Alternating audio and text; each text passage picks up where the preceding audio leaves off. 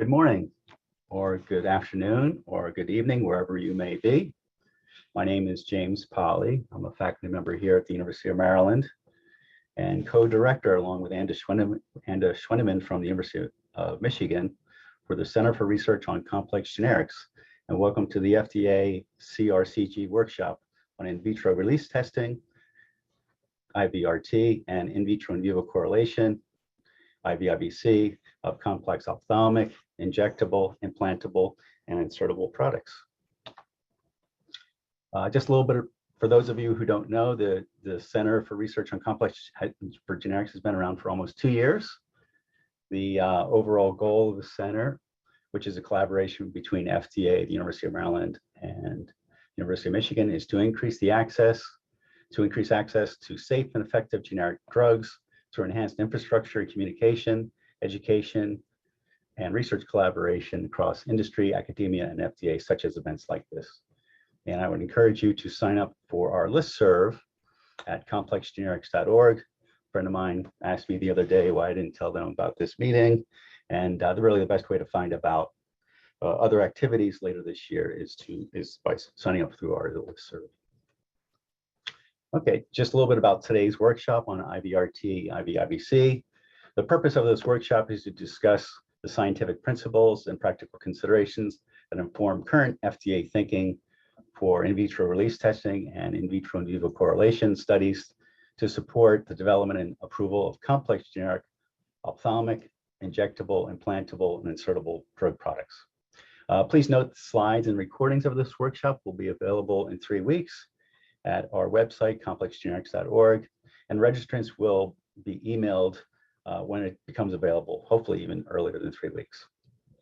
Also, please feel free to enter questions into the chat at any time, and our moderators will do their best to address those comments.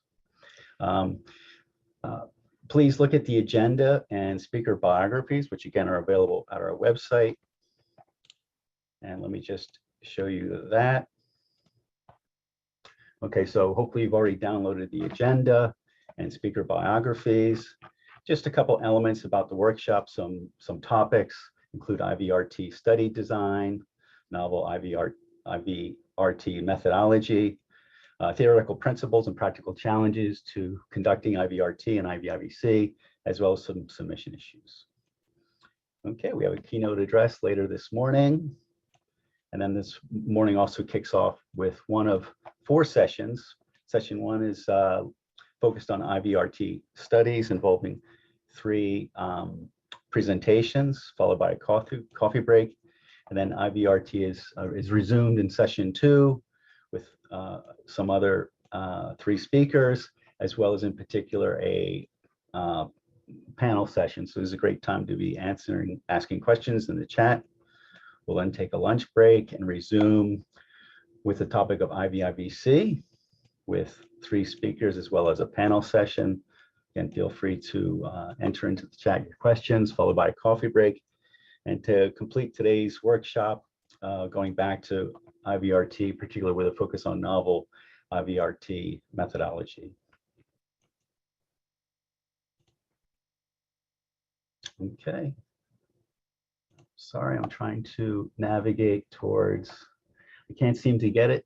The software is in the way, but here we go. Sorry about that.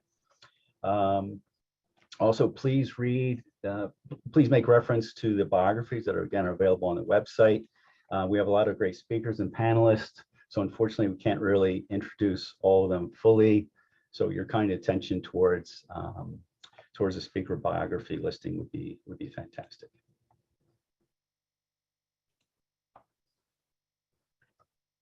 Okay, just a little bit about some additional workshops later this year. Again, please sign up on our listserv to know when these become available. None of them are available for registration at this time since they're later this year in October, November, and December. So the workshop in October is Model Integrated BE Approaches in Complex Generic Product Development. One in November is Evaluation of Cutaneous Pharmacokinetics to Facilitate Complex Generic Topical Product Development. And then one in December is a really training exercise involving entitled Excipients and Formulation Assessment of Complex Generic Products, Best Practices and Lessons Learned. And just a little bit about this, this topic about formulation assessment and Q1 and Q2 and that sort of thing. So much thanks to many of you who completed a recent survey. We had a recent survey about best practices in the area of formulation assessment in terms of Q1 and Q2. The impact of this survey, the intent is really to inform the content of that December CERCS training exercise on excipients and formulation assessment of complex generic products. Very kindly, 57 respondents completed at least part of the questionnaire, the vast majority being in the generics industry and also a fair number working in CROs. So thank you very much. And I think this audience probably knows this, but Q1 denotes test and reference products containing the same inactive ingredients, that is qualitatively the same, and Q2 denotes test and reference products containing the same amounts of inactive ingredients, that is qualitatively the same. And QQ is informally used to denote Q1 and Q2. Much thanks to Dr. Oktay in compiling the results of the survey. And I'd like to just show you some of the survey results, again, not in any detail, but in part just as a thanks to those who completed the survey, just to get sort of the word out about what some of the results are. This will be more fully discussed at the December workshop. And again, these slides, as well as everyone's slides, will be available in 3 weeks at the complexgenerics.org website. So on the topic, we asked people to rank 8 topics in terms of interest. And the top ranking subject as far as in this top area of formulation assessment was common issues and considerations to support inactive ingredient, qualitative sameness, that is Q1, selection. So that was Q1 is sort of really towards the top, at the top in terms of interest. So I think that will be significantly featured at the December workshop. With regard to inactive ingredient sameness, in terms of what was sort of the top vote getter, you can see that challenges and examples of complex non-compendial excipients, such as polymers and excipients supplied as excipient mixtures, was the top vote getter there. So I think that will be featured prominently also in December. Question was also asked about formulation qualitative assessment topic. And the top one there was challenges and strategies for supporting Q2 sameness of buffer components and pH adjusters. There was also another question with regard to Q1 regulatory concepts in this area of formulation sameness. And the top vote getter there, so to speak, was Q1, Q2 assessments versus no difference comparisons in the topical area. We also asked people to, indicate what excipients they're mostly interested in, so providing some free text. And here's a word cloud with where the larger text denotes the more popular responses. So PLGA, carbomer, polysorbate 20 and 80, PEO, petrolatum, for example. So I think they'll be discussed also. There's also a question about scientific and regulatory challenges that should be considered. Number one there was reverse engineering. And there were several examples here in terms of like different polymer grades, pH adjusters, polysorbate content, etc. There's also a question, and just in terms of demographics, we did ask people what products their company worked on. And a lot of companies work on, of course, more than one type of product, but the top vote getter, so to speak, was complex parenteral formulations, including suspensions, emulsions, and liposomes. Some overlap of this workshop. Okay, so thank you very much for your participation today. And I'm very pleased to introduce our keynote speaker, Darby Kozak, who will be speaking on a scientific and regulatory overview of IVRT, current considerations and challenges. Dr. Kozak is the Deputy Division Director for the Division of Therapeutic Performance 1 and OGD. I'm sure many of you know who he is. He leads a group of interdisciplinary scientists on the development of new analytical methods and equivalence evaluation methodologies for complex APIs and formulations. Thank you for presenting, Dr. Kozak. Thank you, Dr. Poley. I just want to confirm you can see my slides. Sure can. Sound good. Thank you. So I would like to start by thanking the Center for Research on Complex Generics and really the FDA team for organizing this event. In particular, Dana Hamill, Visha Krishnanan, Dr. Jim Pulley yourself, Dr. Anna Schwindeman, Dr. Sam Ramey, especially Dr. Wang and Dr. Ben Chin, for all of your guys' work putting together such an impressive agenda of distinguished speakers today. So like all of you attending today, I'm really looking forward to what promises to be a fantastic series of presentations and scientific discussions on the development and use of IVRT for complex ophthalmic, injectable, and implantable drug products. This topic is of considerable interest to the pharmaceutical industry, as well as to the regulatory agencies, given its promise to facilitate the development and approval of these highly complex and needed drug products. As we'll hear throughout the day, research continues to advance our knowledge and analytical capabilities in this space, but there is still significant challenges that remain in the development, standardization, and use of IVRT for these products. A key aspect of the Center for Research on Complex Generics and these co-hosted workshops is really to bring together academic, industrial, and regulatory experts to discuss the latest scientific findings, as well as what challenges remain, so we can better understand where additional research is needed. So on that note, I hope that my talk on a scientific and regulatory overview of IVRT, current considerations and challenges, will help preface what promises to be a great workshop. So it's important to note that this presentation and my comments today do not represent the FDA's official views or policies. Rather, this talk reflects my current thinking with the aim to facilitate an open dialogue on this important topic. So my talk today will cover three main aspects: where we are today, the current status of IVRT, and specifically IVRT for complex generic ophthalmic, injectable, and implantable drug products. We'll hear from other talks today, but we want to express the fact that the current status of this IVRT is really a product performance test. There's some basics in terms of the method development and standardization, and also recommendations on selecting evaluation criteria. But really the current status needs to be pushed a bit further. And that gets into my second topic, where we want to be. And I will discuss some certain IVRT gaps and needs, and specifically talk about some of the things I think that need to be developed.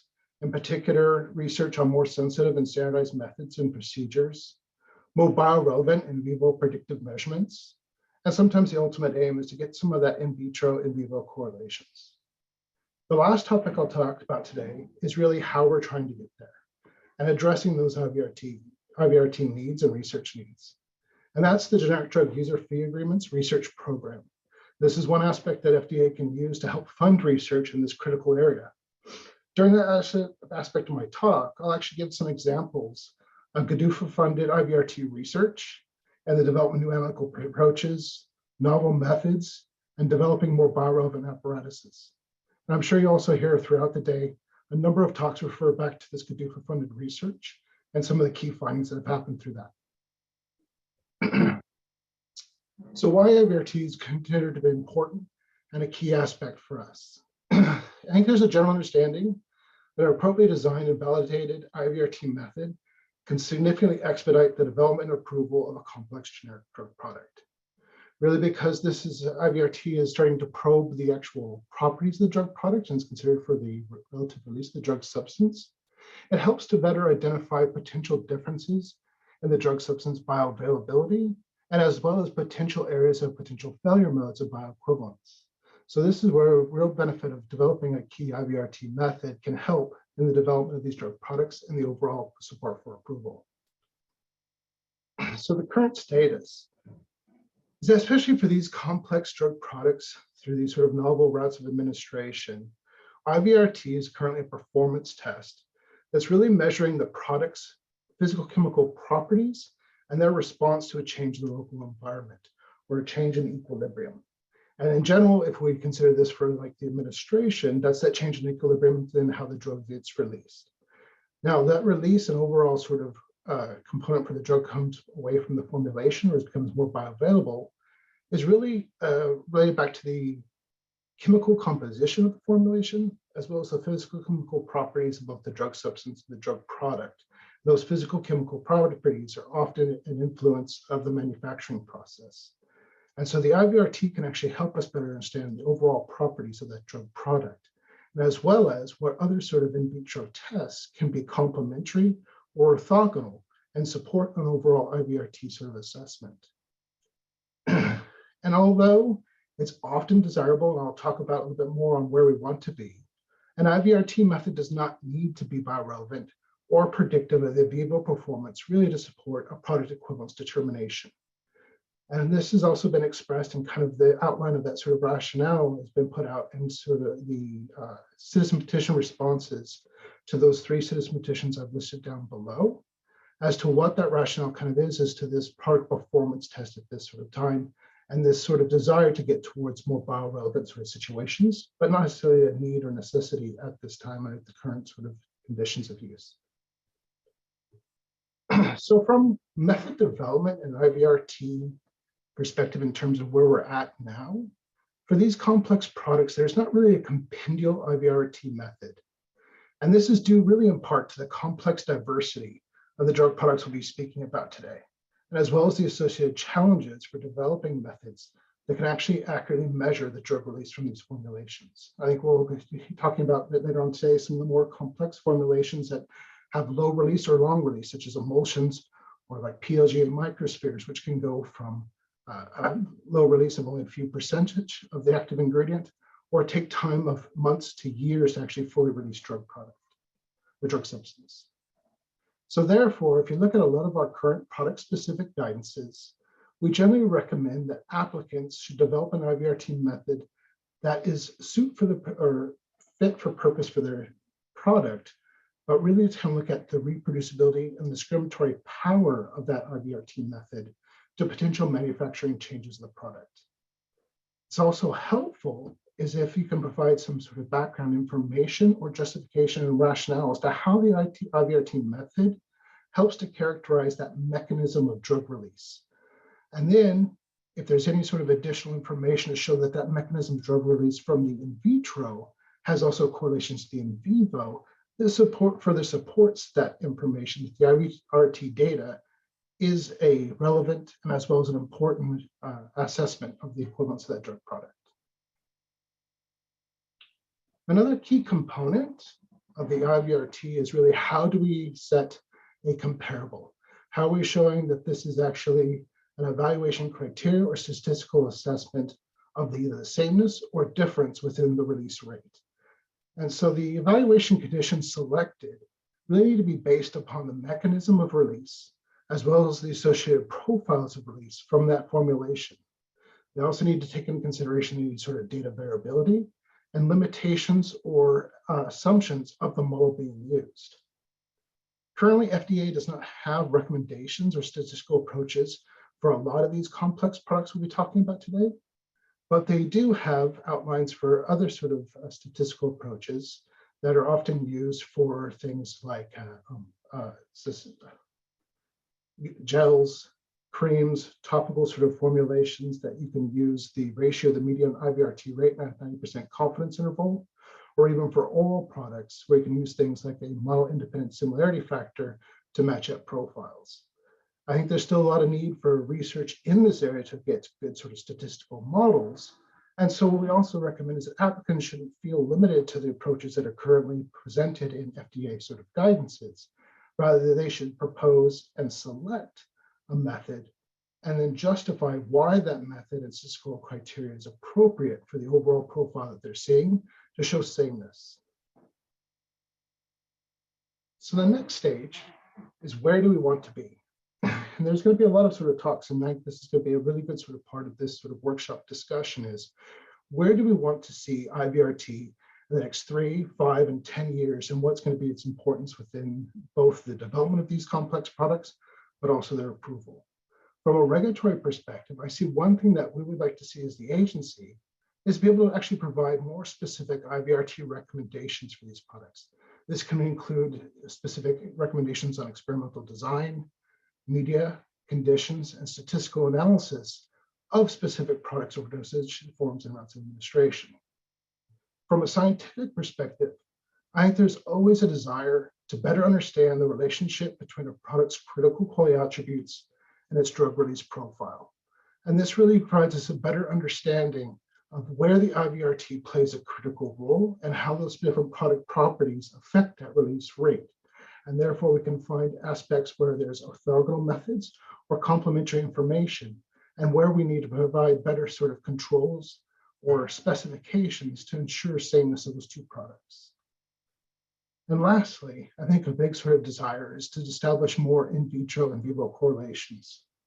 A key component of that really is not only does those correlations provide us a better understanding of the drug product and its in vivo performance, but it also gives us tools to be able to approve or make regulatory decisions without necessarily needing additional human sort of studies to support that approval condition. So I think that is also another key aspect of the ultimate desire for some of these IVRT methods. So what are some examples of gaps and hurdles that I see within sort of this area? This right here is, I think, just a sort of snapshot or just a very small selection of potential areas where I think there are still remaining sort of research needs and gaps, and where we can continue to start to develop this sort of system. I think there's a lot of components within the method development and validation. In particular, for some of these complex products, there needs to be more standardization, the IVRT apparatus and methods being used. USP1 and USP2 are all very good, but often when we're dealing with some of these more complex suspensions and emulsions, we require a modification of that. And the same rate, USP4 offers some opportunities and advantages, but still has some limitations to it. I see some of those limitations include, is this ability to actually measure free drug from the formulation. Systems that use dialysis membranes and things like this can be very helpful and significant to be able to separate the formulation from the free drug, but also can introduce rate limiting sort of steps that can even prevent us from actually seeing in real time what's occurring in the system. Also, as I mentioned before, within data analysis, I think there's a lot of sort of aspects there to better understand what are actually appropriate statistical models, and especially for some of these more challenging sort of drug products.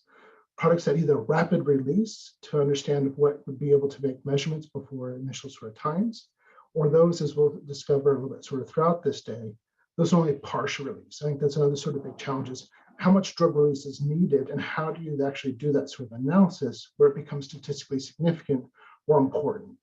So being able to find that and put research in there is a critical component.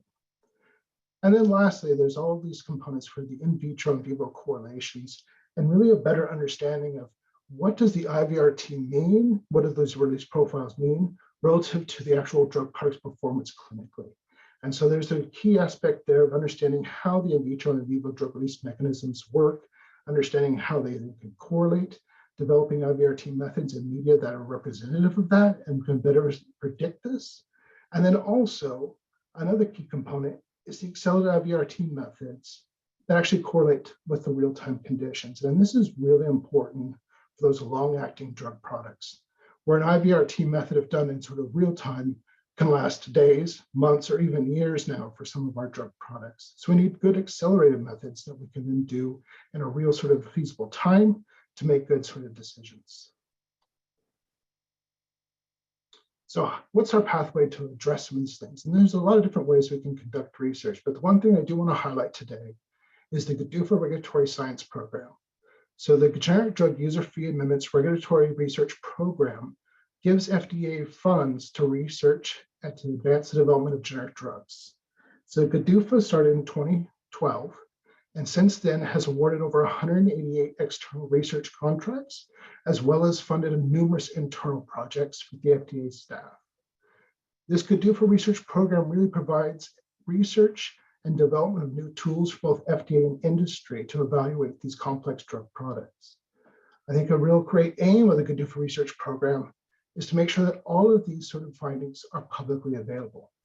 We ensure that these sort of findings are disseminated through public workshops, such as like you're experiencing today, going to scientific meetings through posters and presentations at those sort of scientific sort of meetings, as well as through peer-reviewed public journals and articles.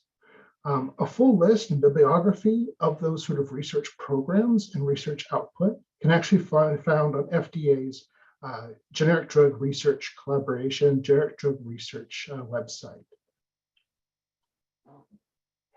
So as a bit of background for the regulatory research program, each year we select the research priorities for the coming fiscal year based upon public feedback.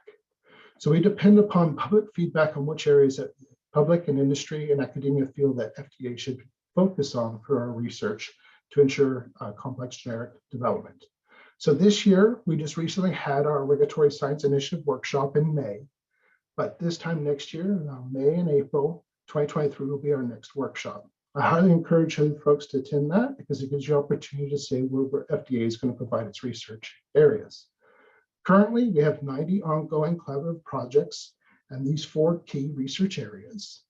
And in particular, you can see how IVRT is an important sort of component of our research because we've had over 20 GDUFA-funded research projects on the development assessment of IVRT for generic ophthalmic, injectable, implantable, and inserted drug products. And as I mentioned before, all this can be found on the FDA's Generic Drug Science and Research website, along with research opportunities that are being currently available for research, as well as what we've done in the past and sort of the also our outlook for the past year of what we've been able to do, updates on our research sort of findings. So I'm going to finish up my talk with just giving a couple examples of some of the research projects that have been done funded through GDUFA research. This first is actually on developing new analytical and more sensitive analytical methods to measure drug-free drug or a release of doxorubicin from liposomal drug products. This was an internal research project done by our nanotechnology core facility at our FDA Jefferson Laboratories in Jefferson, Arkansas. And really what this was novel is the fact that in real time, they're able to measure the release of doxorubicin from liposomal formulations using electrochemistry. Sorry about that.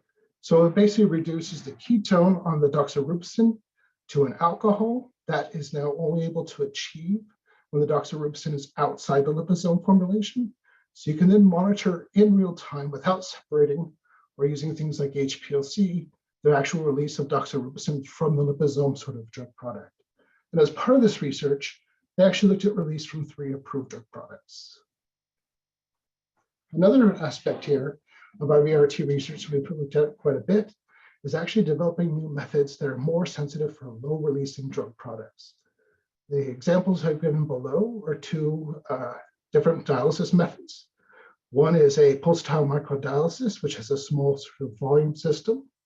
And the other, you'll hear about more this afternoon, is adaptive perfusion method from Xiaoming Zhu and the OTR sort of labs. Both of these were able to examine emulsion products that have very low release. And by increasing the surface to area volume ratio, it helps to increase the dynamics of actual drug release from these complicated sort of emulsion formulations. And you can see they actually get up to almost 100% release over time by using this sort of dynamic higher surface to area volume aspect to it. So I'll let them talk a bit more about that, as well as you can also reference these papers to kind of see this sort of new sort of methods for IVRT for these complex formulations. The last one, which is kind of interesting and new and holds a lot of promise really in terms of being able to hopefully create more predictive in vivo systems, is creating more biorelevant IVRT apparatuses. I think one of the key advantages here is as the lithography and 3D printing becomes more accessible, as well as less expensive to create and use, these technologies are becoming more accessible to both industry, academia, and just general sort of use as ability to create some really interesting sort of devices that may help us actually bridge that sort of in vivo correlation aspect. The example in the far left bottom corner is a project that was a project from a few years ago on an ophthalmic product done by UC San Diego. And they created a small volume in vitro sort of system that was able to mimic the volume of the vitreous or the ocular sort of cavity, as well as then to control flow rates that may be very similar to the vitreal sort of overturn, and then measure then drug release to meet those conditions. The one on the bottom right is a little bit more sort of biorelevant sort of aspect. It's not necessarily aspect of what we're talking about today, but does show where you can go to the overall sort of mimicking of the in vitro system, where you can create model mouth models based upon actual scans of different sort of physiology of people, from very large humans to small children, then using breath simulators and cascade impactors followed by dissolution to be able to get a better understanding of how the different physiology of humans may affect the overall deposition of drug throughout the pulmonary system, and then be able to hopefully predict the overall PK and PD. So in conclusion, I hope I've kind of shown you how FDA is really committed to not only the research in this area and to advance the research in IVRT, but also how IVRT is currently a critical performance test that really reflects the overall physical chemical properties of the drug product, that we really want to get towards this sort of stage of becoming more sort of in vivo and vitro correlations and better understand the impact of IVRT in terms of a regulatory decision. So I'd like to finish up with acknowledgments. My colleagues in the Office of Generic Drugs, the Office of Pharmaceutical Quality, ORA, and those groups I presented in terms of their good do for research, the Physical Pharmaceutica, UC San Diego, and Virginia Commonwealth University. But mostly I want to give a special thanks to all of our external and internal good do for research collaborators who are really helping to advance OG's mission of making high quality generic drugs to the American public. So thank you. Thank you, Dr. Kozak. There are some questions, and that's great. Unfortunately, in the interest of time, I think we need to continue with the program. But of course, this entire morning is dedicated to IVRT. So I know the moderator will factor those questions in as we move forward. But before we transition to session 1 in the agenda, I'd like to introduce and thank 3 individuals who worked very hard on this workshop's programming, and the collective moderators for the workshop's 4 sessions throughout the day. They are Drs. Bin Quinn, Yan Wang, and Xiaomeng Zhu. All of us appreciate your efforts in making today's workshop possible. Dr. Yan Wang, who is moderating session 3, which starts after lunch, is a team lead for complex drug products team in the Division of Therapeutics Performance 1. She has a range of responsibilities with special emphasis on developing new analytical methods, in vitro characterization, and drug release testing methodologies for complex parenteral, ophthalmic, otic, intravaginal, intrauterine formulations. Dr. Xiaomeng Zhu, who is moderating session 4, is lab chief in the Division of Product Quality Research in the Office of Testing and Research. His interests include complex formulations and advanced manufacturing. He's also a member of the FDA Nanotechnology Task Force. And also Dr. Bin Quinn, who is moderating sessions 1 and 2 this morning, and is our next speaker, is a staff fellow in the Division of Therapeutics Performance 1. He has a range of responsibilities such as developing product-specific guidance and responding to control correspondence, as well as serving as a project officer on research initiatives. Dr. Quinn, thank you for moderating the first 2 sessions this morning on IVRT and providing a presentation on regulatory uses of IVRT studies on complex generic ophthalmic, injectable, implantable, and inserted products. Thanks.